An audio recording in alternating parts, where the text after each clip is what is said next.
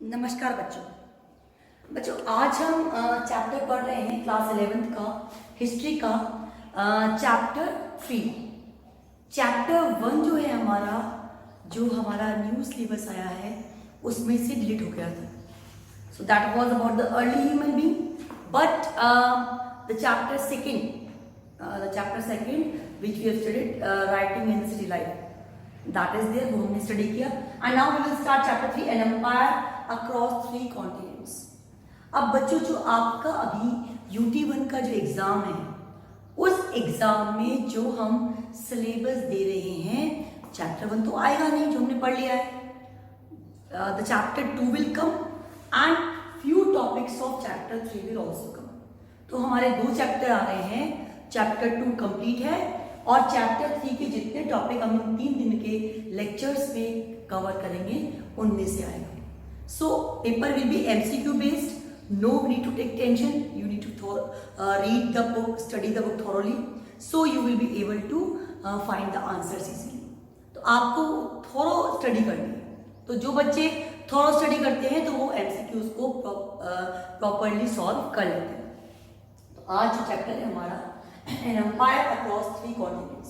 अब यहाँ इस चैप्टर में 2 एम्पायर्स की बात करेंगे हम, रोम और Iran. Whenever the particular things are developed in some area, जब भी कोई सिस्टम कोई सभ्यता डेवलप होती है तो वहाँ के एम्परर्स का रोल बहुत इंपॉर्टेंट होता है। So in this topic we will see the role of emperor in Rome. So first we are going to focus on the Roman empire. हम रोमन एम्पायर को फोकस करेंगे और उसके मेन फीचर्स को देखेंगे। So the Roman Empire was spread over vast region। कौन से reason फैला हुआ था? यूरोप, वेस्ट एशिया और नॉर्थ अफ्रीका। रोम जो एम्परर्स थे, रोमन एम्परर्स थे, उन्होंने कहाँ रूल किया था? वो था यूरोप में, West Asia and North Africa. These were the 3 places। It means they just ruled over the vast region। एक बहुत बड़े रीजन पे उन्होंने अपना रूल किया। Then many languages were spoken by the people of the Roman Empire। अब अगर हम बात लैंग्वेज की करते हैं, language is a very strong medium to communicate the things to each other. जैसे हमारा इंडिया है, इंडिया में बहुत सारी लैंग्वेज बोलते हैं, पर हमारी जो नेशनल लैंग्वेज राष्ट्रभाषा क्या है? हिंदी है। तो हर जगह हर तरह के लोग रहते हैं, diversities are there. So many people are there, those who are using different languages. So here if we see many languages were spoken by the people of Roman Empire. Official language Greek or Latin. The work which was going on in official manner, that languages were Greek and Latin. It was in 2 parts of Roman Empire, 2 parts में था, early empire और late empire।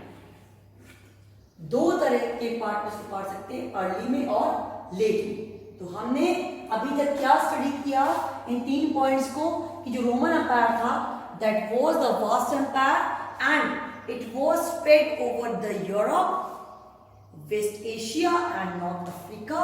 So many languages were spoken in the Roman empire, but the official languages were Greek and Latin. These 2 were the official languages of the Roman Empire. It was in 2 parts, early empire and late empire। ये आपका जो Roman empire था ये 2 parts में divided था। Now coming to next point. अब इसको found किसने किया, किसने इसको स्टैब्लिश किया? It was founded by Augustus, who ruled from 27 BCE to 14 CE। Augustus ने रूल किया था from 27 BCE to 14 CE। So founder was Augustus। Rome का फाउंडर कौन था? अगस्टस था। During Augustus' reign, Roman Empire grew in field of the literature के field में बहुत ज्यादा उसने ग्रोथ किया Augustus टाइम में। And what he did, what Augustus did, gave a new look to the Roman army, which played an important role in expansion of Roman Empire। उन्होंने army को एक नया रूप दिया। नया रूप देने से मतलब है if the army people, military people are trained and then they are well equipped with the weapons. At that time, the army can be very strong, और जब strong army होती है तो whenever the emperor is going to expand the region, वो अपना जब शासन expand करता है, फैलाता है, so वो जो army होती है वो एक बहुत important play करती है, क्योंकि उसमें वो trained people हैं, वो weapons हैं, वो न्यू टेक्निक्स हैं, वो ट्रेनर्स हैं. तो इस तरह जो अगस्टस थे, he gave a new look to his army. Now Augustus introduced economic reforms to make people prosperous but help in strengthening the foundation of the empire. But इन्होंने क्या किया कि वही बात जो हमने पहले वाले चैप्टर में रीड की थी, राइटिंग इज राइट, कि जब भी कोई particular region economically well developed होता है, इकोनॉमी वहाँ की डेवलप होती है, तो ऑटोमेटिकली सारी प्रॉस्पेरिटी वहाँ के लोगों में आती ही है, साथ ही वो नेशन भी बहुत स्ट्रांग बनता है. तो व्हाट ही डिड, उन्होंने इकोनॉमिक रिफॉर्म्स को इंट्रोड्यूस किया. किसने? अगस्टस ने. तो एक जो अच्छा आइडियल किंग होता है, राजा होता है, एम्परर होता है, वो क्या फोकस करता है? वो फोकस करता है सबसे पहले जो उसकी टेरिटरी है वो सेफ हो. सेफ होने के लिए क्या होना चाहिए? आर्मी होनी चाहिए. आर्मी कैसी होनी चाहिए? वेल इक्विप्ड होनी चाहिए, वेपन्स होने चाहिए, ट्रेन होनी चाहिए. Then what other thing is there? Economically develop होनी चाहिए नेशन. और अगर इकोनॉमिक डेवलप होगा तो क्या होगा? द पर्टिकुलर रीजन जो होगा वो ग्रूम करेगा, और जो राजा है, जो उसका किंग का इन्फ्लुएंस है, दैट विल इंक्रीज, उसका इन्फ्लुएंस भी इंक्रीज होगा. तो क्या किया उन्होंने? लिटरेचर को प्रमोट किया और इकोनॉमिक जो ग्रोथ थी उसको फोकस किया. देन अगस्टस जो थे, he was the founder emperor of the Roman empire. Augustus appointed Tiberius जो थे उनको अपना सक्सेसर बनाया 14 से लेकर 37 सीई तक. सो जो राजा होते थे उसके बाद उनके सक्सेसर्स होते थे जो उनकी बाद में वहां पे रूल करते थे. तो ही मेड टेबरस सक्सेसर, बट वहां का जो बहुत ही फेमस एम्परर हुआ, he was Trojan. Trojan was the famous emperor जिसने कि एक्सपेंड किया रोमन एम्पायर की फ्रंटियर्स. सो यहाँ हम क्या देखा हमने कि जो रोमन एम्पायर क्या था? वास्ट था. कहाँ तक फैला था? Europe, West Asia and North Africa. Languages बहुत सारी. Official languages Latin and Greek. Then it was in two parts, early empire and late antique. Then we studied who founded it. Augustus ruled from 27 BCE to 14 CE, and during Augustus' reign, Roman Empire growth in the field of literature.